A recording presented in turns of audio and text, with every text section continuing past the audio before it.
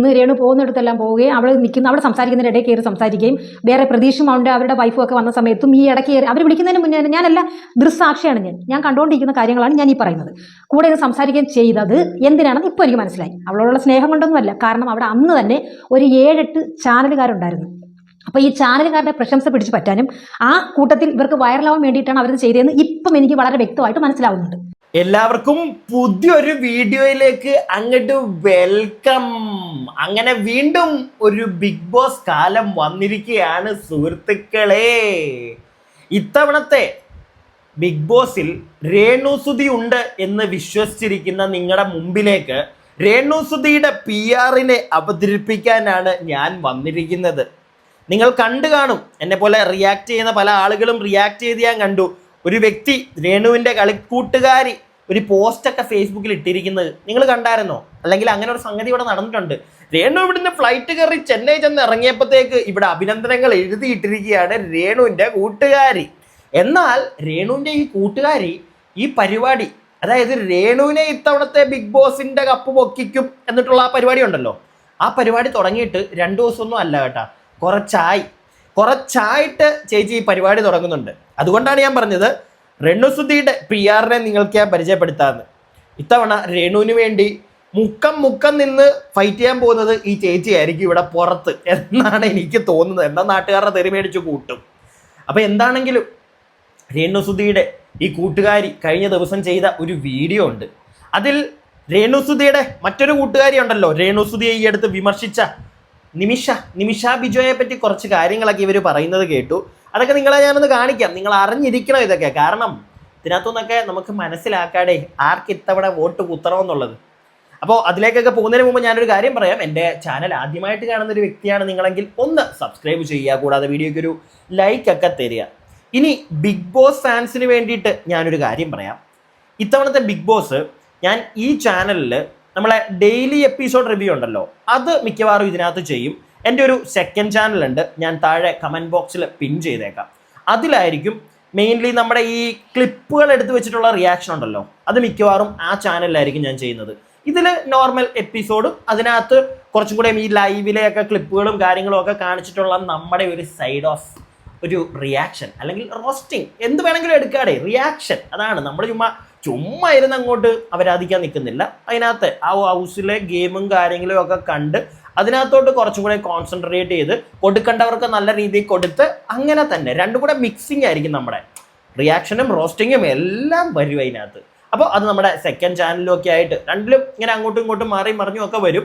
അപ്പോൾ എന്താണെങ്കിലും ഞാൻ താഴെ കമൻറ്റ് ബോക്സിൽ പിൻ ചെയ്തേക്കാം. എല്ലാവരും നമ്മുടെ ബിഗ് ബോസ് ഫാൻസ് കുറേ പേരുണ്ട്, അങ്ങോട്ടേക്കും കൂടെ ചാടിക്കേറി വരിക.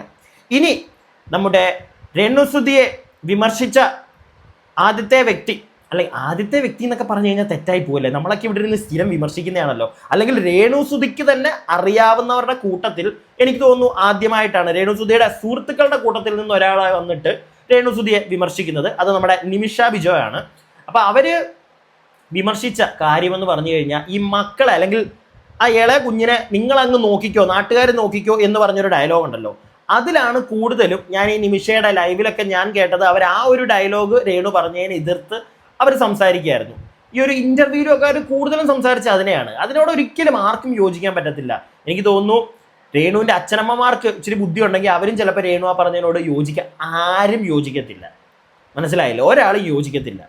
അപ്പോൾ അതിൻ്റെ ഇടയ്ക്കാണ് രേണുവിൻ്റെ സുഹൃത്ത് അതൊക്കെ അങ്ങ് വിട്ടുകളഞ്ഞു. ആ പറഞ്ഞതൊക്കെ അങ്ങ് മിഴുകിക്കളഞ്ഞിട്ട് നിമിഷ അങ്ങനെയാണ് ജീവിക്കുന്നത്, ഇങ്ങനെയാണ് ജീവിക്കുന്നത്, മറിച്ചാണ് ജീവിക്കുന്നത് എന്നൊക്കെ പറഞ്ഞ് വന്ന് കൂട്ടുകാരെ വെളുപ്പിക്കുന്നുണ്ട്. അതായത് രേണുവിനെ വെളുപ്പിക്കാൻ നിൽക്കുന്നുണ്ട്. നിമിഷയുടെ തലയിൽ കുറെ കൊട്ട് കൊടുത്തിട്ട് നിമിഷയുടെ തലയിലും കൊട്ടേണ്ട കൊട്ടൊക്കെ നമ്മളും കൊട്ടും കേട്ടോ, അത് വേറെ കാര്യം. കാരണം ഉണ്ടേന് നമുക്ക് എന്തായാലും ഇത് കേൾക്കാം, എന്നിട്ട് ബാക്കി കാര്യങ്ങൾ സംസാരിച്ചാൽ പോരെ. അപ്പൊ അതാ കണ്ടോ, നമ്മുടെ വീട്ടിന്റെ പരിസരത്തുള്ള പുല്ല് പറിക്കുന്ന വീഡിയോ ഇട്ട്, കുട്ടികളെ കൊണ്ട് പുറത്തു പോയി ഭക്ഷണം കഴിക്കുന്ന വീഡിയോ ഇട്ട്, വീട്ടിലെ ആഹാരങ്ങൾ പാചകം ചെയ്യുന്ന വീഡിയോ ഇട്ട് 24 hours കുട്ടികളെ ചേർത്ത് നിർത്തി അവർക്ക് വേണ്ടി ജീവിച്ച് അവർക്ക് വേണ്ടിയിട്ടുള്ള വീഡിയോസുകൾ, ഞാൻ ഈ പറഞ്ഞ കണക്കത്തുള്ള വീഡിയോസുകൾ മാത്രം ഇട്ട് വൈറലായ ഒരു വ്യക്തി പറഞ്ഞ ഒരു വീഡിയോയെ മെൻഷൻ ചെയ്ത് അവർക്ക് വേണ്ടി ഒരു റിയാക്ഷൻ വീഡിയോ ഇടാനാണ് വന്നത്. അതിൽ 100% സത്യസന്ധമായ കാര്യങ്ങൾ, എനിക്ക് നേരിട്ട് അറിവുള്ള കാര്യങ്ങളായതുകൊണ്ടും അവരെ അത് ബോധിപ്പിക്കേണ്ടെന്ന ആവശ്യം ഉള്ളത് കൊണ്ടുമാണ് ഞാൻ ഇന്ന് ഈ വീഡിയോ ഇടുന്നത്. അത് മറ്റാരുമല്ല, നമ്മുടെ നിമിഷ ബിജോ. ഒരു സ്ഥാനത്ത് ഞാനായിരുന്നെങ്കിൽ ഇപ്പോൾ യൂട്യൂബ് ചാനൽ അതേപോലെ യൂട്യൂബിൽ 1 2 ഞാൻ ക്രിയേറ്റ് ചെയ്തിട്ട് എൻ്റെ വീട്ടിൽ ആ കൊച്ചിൻ്റെ കൂടെ ഞാൻ ഇരുന്നിട്ട് ആ വീട്ടിൽ എന്തെങ്കിലും ജോലി ചെയ്യുമോ, ആ വീട്ടിൽ പുല്ല് പറിക്കുന്ന ഒരു വീഡിയോ, അല്ലെങ്കിൽ ആ വീട്ടിൽ കുക്ക് ചെയ്യുന്ന വീഡിയോയോ, കൊച്ചിനെ കൂടെ ഷോപ്പിങ്ങിന് പോകുന്ന ഒരു വീഡിയോ, ഇത് ചെയ്തിട്ട് ഞാൻ 10 പൈസ ഉണ്ടാക്കാൻ ഞാൻ നോക്കുള്ളൂ. കണ്ടല്ലോ, വീടിൻ്റെ പരിസരത്ത് പുല്ല് പറിച്ചും കുഞ്ഞുങ്ങളെയും കൊണ്ട് പർച്ചേസിന് പോയും പാചകം ചെയ്യുന്ന വീഡിയോയും ഇട്ട് റീച്ചായ ചേച്ചി ഫോട്ടോഷൂട്ട് കണ്ട ചേച്ചി റീച്ചായത് ഇങ്ങനെയൊക്കെയാണ്. അതുപോലെ മാന്യമായ രീതി റീച്ച് ആയിക്കൂടെ രേണു എന്നാണ് പറയുന്നത് കേട്ടോ. ഞാനൊരു കാര്യം പറയട്ടെ, നിമിഷ ബിജോ എങ്ങനെയാ റീച്ച് ആയതെന്നൊക്കെ എല്ലാവർക്കും അറിയാം. പിന്നെ ആ പറഞ്ഞ പോയിന്റ് അതിനോട് നമുക്ക് യോജിക്കാൻ പറ്റുന്നില്ല. പക്ഷെ അത് ഇന്റർവ്യൂലൊക്കെ വരുമ്പോഴത്തേക്ക് എന്തെങ്കിലുമൊക്കെ എക്സ്ട്രാ കയ്യിൽ നിന്ന് ആഡ് ചെയ്യണമല്ലോ. അങ്ങനെ ആഡ് ചെയ്തതാണ് ഇപ്പോൾ പറഞ്ഞത്. പക്ഷെ അതിപ്പോൾ കണ്ടല്ലോ, തിരിച്ച് കുത്തായിട്ടുണ്ട്. അതായത് നിമിഷ ബിജോ ലൈവിൽ പറഞ്ഞിരുന്നത് മെയിൻലി രേണു ഈ ഒരു കുഞ്ഞിനെ, ഇളയ കുഞ്ഞിനെ നാട്ടുകാർ നോക്കിക്കോ എന്ന് പറഞ്ഞ ആ ഒരു സാധനത്തെയാണ് ഇവർ കൂടുതലും ഇവരുടെ ലൈവിലിരുന്ന് വിമർശിച്ചുകൊണ്ടിരുന്നത്. പക്ഷെ ഇന്റർവ്യൂലോട്ട് വന്നപ്പോൾ കുറെ അങ്ങോട്ട് തള്ളി മറിച്ചു. പക്ഷെ നിമിഷ ബിജോയോട് ആലോചിക്കണമായിരുന്നു നിങ്ങൾ എങ്ങനെയാണ് റീച്ച് ആയത് എന്നുള്ളത്. ഓക്കെ, നിമിഷ ബിജോ റീച്ച് ആയതും മറ്റേ പുല്ല് പറിച്ചിട്ടും അല്ല, പാത്രം കഴുകിയിട്ടും അല്ല, കുഞ്ഞുങ്ങളെ അടുത്തിരുത്തി കെട്ടിപ്പിടിച്ച് ഉമ്മ കൊടുത്ത് അങ്ങനത്തെ വീഡിയോകൾ ഇട്ടിട്ടല്ല. എങ്ങനെയാണ് റീച്ച് ആയതെന്ന് നാട്ടുകാർക്ക് എല്ലാവർക്കും അറിയാം. പിന്നെ അത് അവരുടെ ഇഷ്ടം, അത് നിമിഷ ബിജോ നിങ്ങളുടെ ഇഷ്ടം. ഞാൻ അതിനകത്ത് ചോദ്യം ചെയ്യാനൊന്നും വരുന്നില്ല. നിങ്ങൾ എന്താണെന്ന് വെച്ചാൽ കാണിക്കും. പിന്നെ യൂട്യൂബിൽ കിടന്ന് കാണിക്കുമ്പോഴത്തേക്ക് പിള്ളേർ പിന്നെ മെമ്പർഷിപ്പ് ലൈവിൽ പോകുന്നതുകൊണ്ട് ഓക്കെ എന്താണെന്ന് വെച്ചാൽ കാണിക്കും. പക്ഷേ അവിടെ അത്രയും എനിക്കറിയത്തില്ല, ഞാൻ അതിനെപ്പറ്റി ഒന്നും സംസാരിക്കുന്നില്ല. പക്ഷേ പിള്ളേരൊക്കെ ഇത് കാണുന്നുണ്ട്, യൂട്യൂബിലുണ്ട്. ഇതൊക്കെ ഒന്ന് ആലോചിക്കുക, അത്രേ എനിക്ക് പറയാനുള്ളൂ. നമുക്ക് ബാക്കി അങ്ങോട്ട് കാണാം. ഇപ്പം 2-3 വീഡിയോ അവരുടെ കണ്ടു കാണുമല്ലോ. രേണു സുധിക്കെതിരെ അവർ ഇത്ര ഇതായിട്ട് ഇന്റർവ്യൂ കൊടുത്തത്. അപ്പോൾ അതിലെ സത്യാവസ്ഥ ഞാൻ നിങ്ങളോടൊന്ന് പറയാം. ഈ ജൂൺ 5-ാം തീയതി ആയിരുന്നു സുധിച്ചേട്ടൻ്റെ ആണ്ട്. ഈ ആണ്ടിൻ്റെ അന്ന് ഞാനും എൻ്റെ മോനും അവിടെ പോയിട്ടുണ്ടായിരുന്നു. അപ്പം ഞാൻ ചെല്ലുന്ന സമയത്ത് ഈ നിമിഷ ബിജുവും അവളുടെ ഹസ്ബൻഡും അവിടെ ഉണ്ടായിരുന്നു.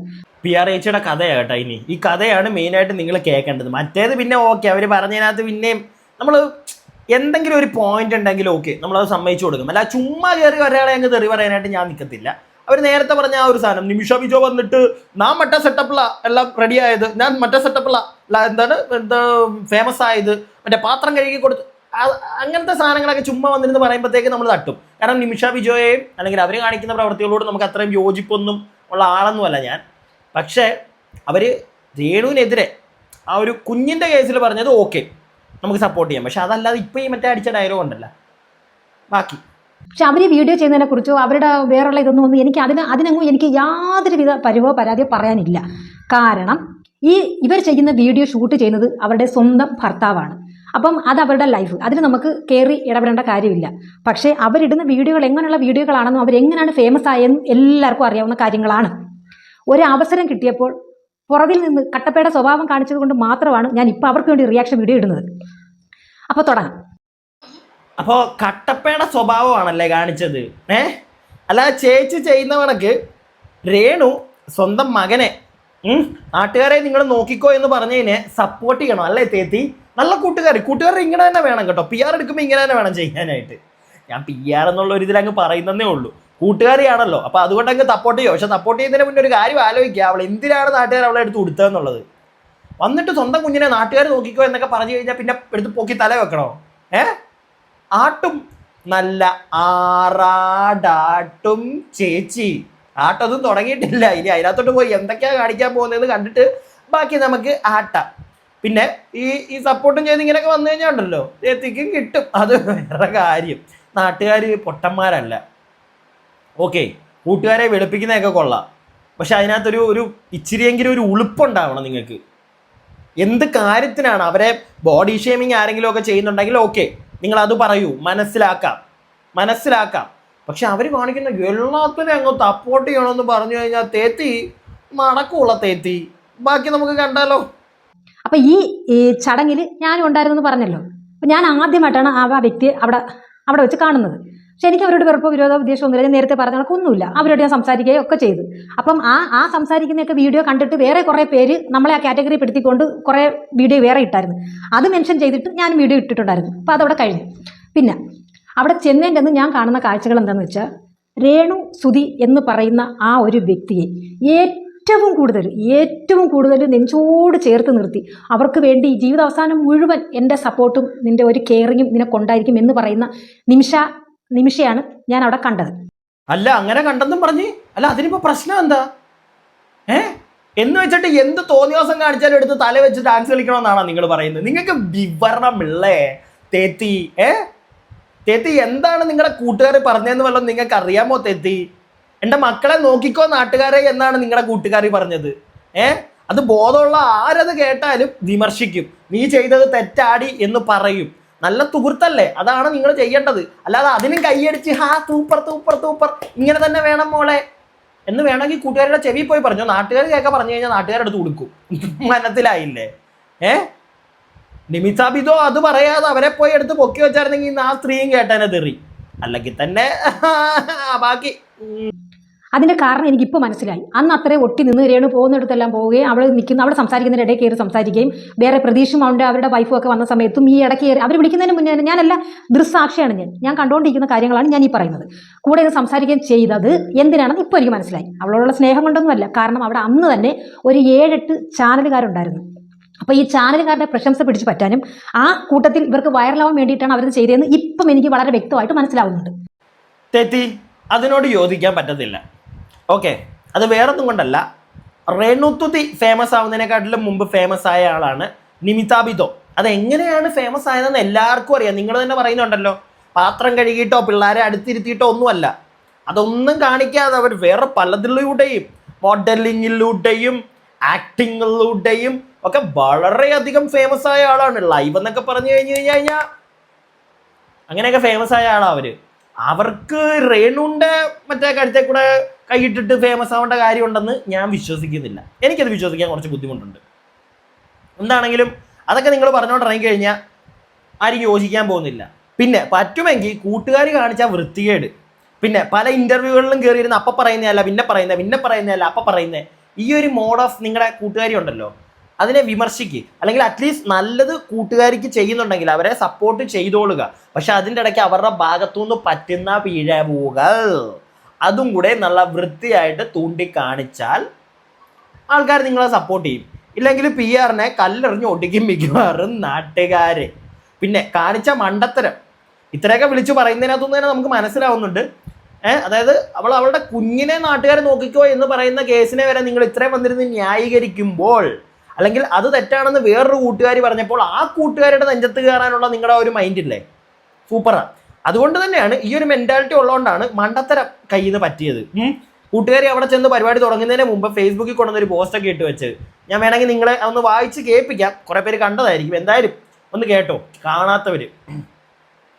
ഈ ലോകത്ത് എൻ്റെ ഇത്രയും നാളത്തെ അനുഭവം വെച്ച് പറയുകയാണ്, ഇത്രമാത്രം അവഗണനയും ആക്ഷേപവും അനുഭവിച്ച ഒരു വ്യക്തി അല്ല ഒരു സ്ത്രീ രേണുസുതിയാണ്. നമ്മളെന്താ പിടിച്ചു നമ്മളെല്ലാവരും കൂടെ വീട്ടിൽ നിന്ന് വലിച്ചിറക്കി ആക്ഷേപിക്കുകയാണോ? അല്ലല്ലോ, തോന്നിവാസം കാണിച്ചിട്ടല്ലേ. മനസ്സിൻ്റെ നിയന്ത്രണം കൈവിടാതെ പറയാതെ മുന്നോട്ട് പോകുന്ന ഒരു നിരാലംബ എനിക്ക് വയ്യൻ്റെ മലയാളം നിരാലംബ റേണുസുതി നിരാലംബ സ്ത്രീ കൂടെയാണ് രേണു. ഉള്ളിലുള്ള വിഷമം ആരെയും അറിയിക്കാതെ ജീവിതം, അതായിരിക്കും മറ്റേ വീടിനകത്ത് മൊത്തം ചോർച്ചയാന്ന് നാട്ടുകാരോട് മൊത്തം വിളിച്ചു പറഞ്ഞേ അല്ലേ. പൊണ്ണ് കൂട്ടുകാരി സ്ത്രീ കൂടെയാണ്, ഉള്ളിലുള്ള വിഷമം. എനിക്കത് വീണ്ടും ചിരി വരുന്നു. അപ്പോട്ടെ, ഇപ്പോൾ ബിഗ് ബോസ് എന്ന മഹാ റിയാലിറ്റി ഷോയിൽ പോയിരിക്കുന്നു. നിങ്ങളുടെ ഇഷ്ടവും സ്നേഹവും സപ്പോർട്ടും ഉണ്ടാവണം, ഉറപ്പായിട്ടും വോട്ട് ചെയ്ത് അവളെ വിജയിപ്പിക്കണം. നടക്കൂല, നെഗറ്റീവ് കമൻ്റായി ആരും വരണ്ട. ഓക്കെ, കമൻ്റ് ഇടത്തില്ല, ഇവിടെ നിന്ന് റിയാക്ട് ചെയ്യും. അങ്ങനെ വിവാദങ്ങൾക്ക് ഒടുവിൽ എൻ്റെ പ്രിയ സുഹൃത്ത് ബിഗ് ബോസിലേക്ക് രേണുവിനെ ഇഷ്ടമുള്ളവർ സപ്പോർട്ട് ചെയ്യുക, ലൈക്കും കമൻറ്റും ചെയ്യുക. എൻ്റെ പൊന്ന് റിയാക്ട് ചെയ്യുന്ന ചേച്ചി തീരെ ബോധമില്ലല്ലേ. അതുകൊണ്ടാണ് പരിപാടി തുടങ്ങുന്നതിന് മുന്നേ കൊണ്ടുവന്ന് കൂട്ടുകാർ ഉണ്ടേ എന്ന് നാട്ടുകാരുടെ മുമ്പിൽ വിളിച്ച് മറ്റേ കൂവിയത്. അപ്പം കൂട്ടുകാർക്ക് അവിടെ തെറി കേൾക്കും മിക്കവാറും. അടിച്ച് ചിലപ്പോൾ ഇങ്ങനെ പറഞ്ഞ് വിടുവോന്നും പറയാൻ പറ്റത്തില്ല കേട്ടോ. കാരണം സ്വന്തം ഒരാളോടും പറയരുത് എന്ന് അവരോട് ആദ്യമേ പറയും. അതുകൊണ്ടാണ് ഈ ഓൺലൈൻ മീഡിയക്കാർ ചോദിക്കുമ്പോൾ പോലും അവർ മിണ്ടാത്തത്. മനസ്സിലായോ?